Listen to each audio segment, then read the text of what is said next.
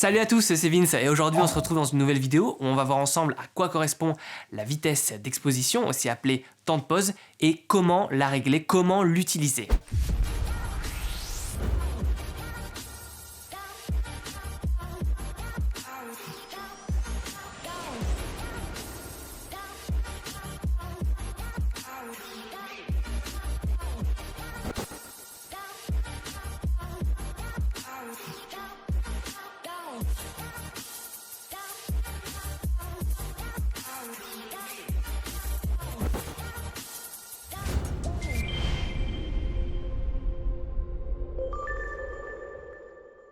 Et restez bien jusqu'à la fin de cette vidéo car une petite surprise vous y attend. Alors attention, on s'attaque à cet autre élément de la triade du triangle d'exposition qui sont, je le rappelle, composés du diaphragme et des ISO.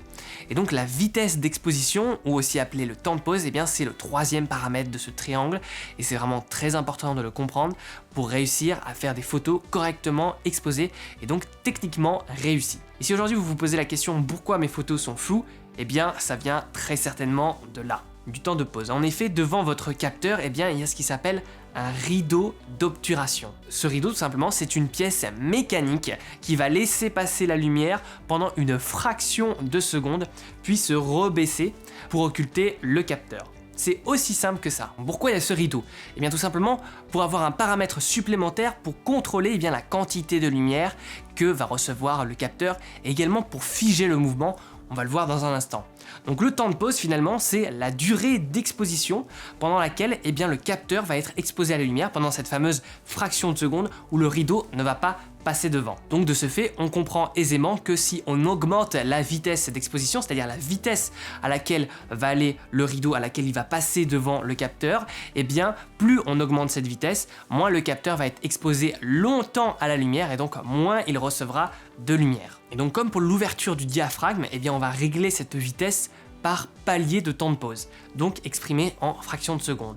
Donc par exemple, on a 1 4 millième de seconde, 1 2 millième, 1 millième, 1 500e, 1 250e, 1 125e, etc., etc.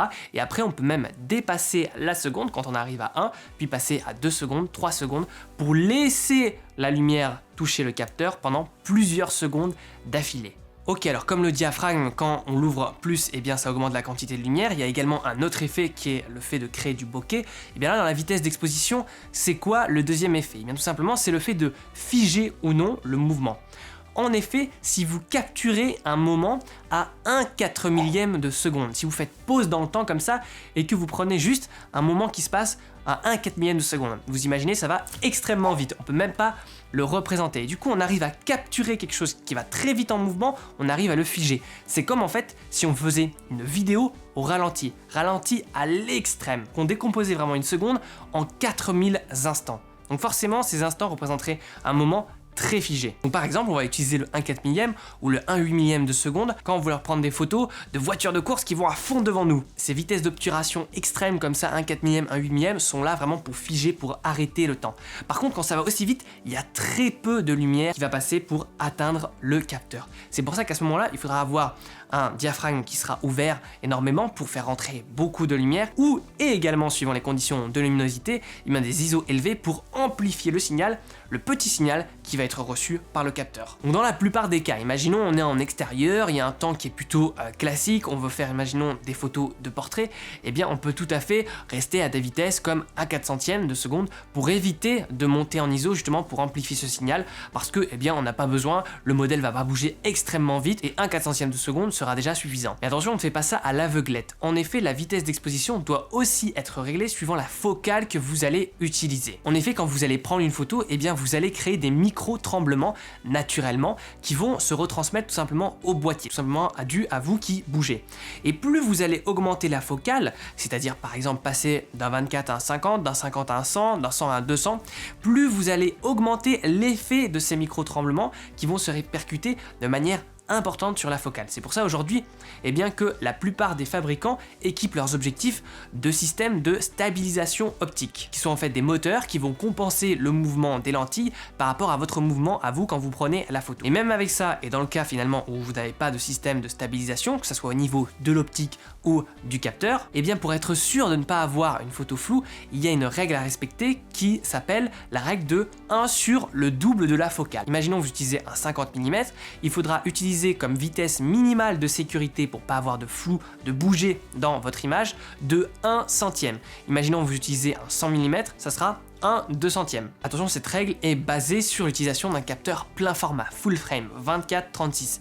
Si vous utilisez un capteur plus petit, par exemple l'APS-C, il faudra multiplier la focale en question par le crop factor. Rassurez-vous, je vais pas vous faire des cours de maths, c'est très simple, il suffit pour la plupart des appareils de prendre comme base x1,6 ou x1,5. Donc si je prends un exemple, je suis avec un 100 mm sur un APS-C cette fois, je vais faire x1,5 pour trouver 150 mm, ma vitesse minimale de sécurité devra être de 2 fois cette vitesse, donc 2 fois 150 égale 300, donc 1/300. N'hésitez pas à revenir en arrière dans cette vidéo si vous n'avez pas tout compris. Ok, on a vu tout à l'heure maintenant qu'utiliser une vitesse très élevée nous permettait de figer le mouvement, de figer une action, mais alors à quoi ça sert et pourquoi on peut utiliser tout simplement une vitesse plus lente et notamment une vitesse qui dépasse 1 seconde? Parce que là, peu importe notre focale finalement, ça sera flou. Ce genre de vitesse lente, on va les utiliser sur trépied. Pourquoi? Parce que là, le trépied, lui, il n'y aura plus d'histoire de micro-mouvement. Et même avec le retardateur, hop, on appuie, les vibrations sont transmises dans le sol et la photo est prise comme si personne ne touchait à l'appareil. Et ça va nous permettre de descendre dans des vitesses inférieures, notamment 1 seconde, voire plus. Donc si le capteur à ce moment-là avec une vitesse lente est exposé plus longtemps, la lumière va rentrer plus longtemps, donc on va pouvoir moins amplifier le signal dans des conditions lumineuses, sombres et moins ouvrir le diaphragme. Donc imaginons on veut se mettre à f8 la nuit à 100 ISO, c'est totalement impossible, il fait noir absolument. Si on se met sur trépied, qu'on reste à f8 100 ISO, mais qu'on met une vitesse très lente, je sais pas, je dis n'importe quoi, 10 secondes, 20 secondes, on va faire rentrer la lumière tellement longtemps que finalement, ça va réussir, on va réussir à obtenir un cliché qui sera correctement exposé. Attention, parce que pendant 20 secondes, il s'en passe des choses. Imaginez, vous prenez en photo une route où il y a des voitures qui se déplacent, ou alors il y a des personnes qui passent devant l'appareil photo pendant ces 20 secondes. Là, on n'est plus du tout à la petite fraction de seconde, au 4 millième de seconde. Donc là, les objets et les gens vont paraître flous, voire carrément disparaître si vraiment vous utilisez des temps de pause extrêmement long. Parce que par exemple, si une personne passe devant l'objectif alors qu'il y a un temps de pause de 30 secondes, elle n'aura pas le temps, si elle passe vite, de s'imprimer sur le capteur. Donc cet effet de temps de pause est utilisé notamment dans les compositions de light painting, les dessins que vous voyez avec la lumière. Également, vous pouvez faire des temps de pause longs sur par exemple des étendues d'eau, ça va créer comme ça cet effet ultra lisse sur la surface qui peut être recherché. Et bien évidemment, comme on l'a dit un peu plus tôt, dans la photo de nuit. Voilà, on arrive à la fin de cette vidéo. Dites-moi dans les commentaires si maintenant c'est plus clair pour vous les notions de vitesse d'exposition, de temps de pause, etc. C'est difficile, n'hésitez pas à re-regarder la vidéo. Moi aussi au début c'était compliqué à comprendre et également compliqué parce qu'après il faut articuler ça avec l'ouverture du diaphragme et tout simplement les ISO. Mais une fois que vous avez compris tout ça, vous serez libéré d'une partie de la technique. Également comme petit bonus, du coup, vous retrouverez dans la description plus d'1 heure de formation vidéo offerte où nous allons aller ensemble plus loin et nous allons voir les 10 secrets pour améliorer ses photos. C'est vraiment ce que j'aurais aimé savoir quand je me suis lancé dans la photo, et aussi les 6 étapes pour devenir photographe professionnel. Tout ça c'est dans la description. Et puis nous on se retrouve très vite pour de nouvelles aventures. Salut à tous!